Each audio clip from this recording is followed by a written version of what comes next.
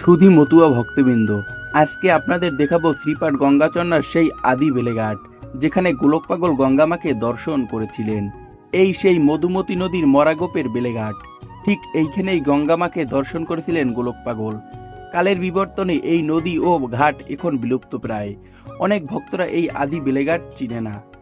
বর্তমানে অশ্বিনী গোসাইয়ের মন্দিরের দক্ষিণ পাশে একটি নতুন দিঘি খনন করে সেখানে গঙ্গা স্নান অনুষ্ঠিত হয়।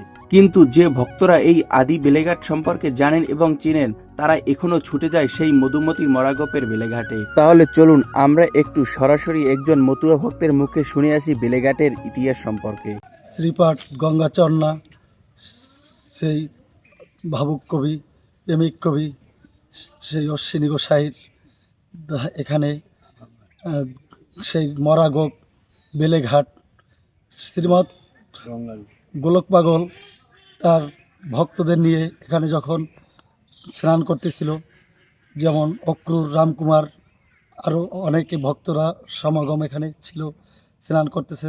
হঠাৎ দেখতে পেল যে সেই গোলক পাগল সেই লম্ফঝম্প দিয়ে জলের উপর থেকে ঝাঁপিয়ে ঝাঁপিয়ে পড়তেছে, আর সেই তার শিরে সেই গঙ্গা মূরতি, সেই গঙ্গাকে সে মাথায় করে নাচছে এবং তার লেজ বিশিষ্ট এটাই সকলে দেখে এবং একটা জ্যোতির্ময় দৃশ্য দেখে সবাই অবাক।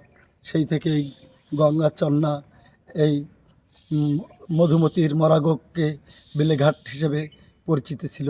এখন কালের পরিবর্তনে এখন এখানে শুধুমাত্র সেই পুকুরেই আছে, স্থানটাই আছে, আর এটাকেই সেই শ্রীপাঠ সেই গঙ্গাচন্নার বাড়ির কাছে একটি পুকুর খনন করে সেখানে এখান থেকে জল নিয়ে সেখানে ভক্তদের স্নানের জন্য ব্যবস্থা রয়েছে।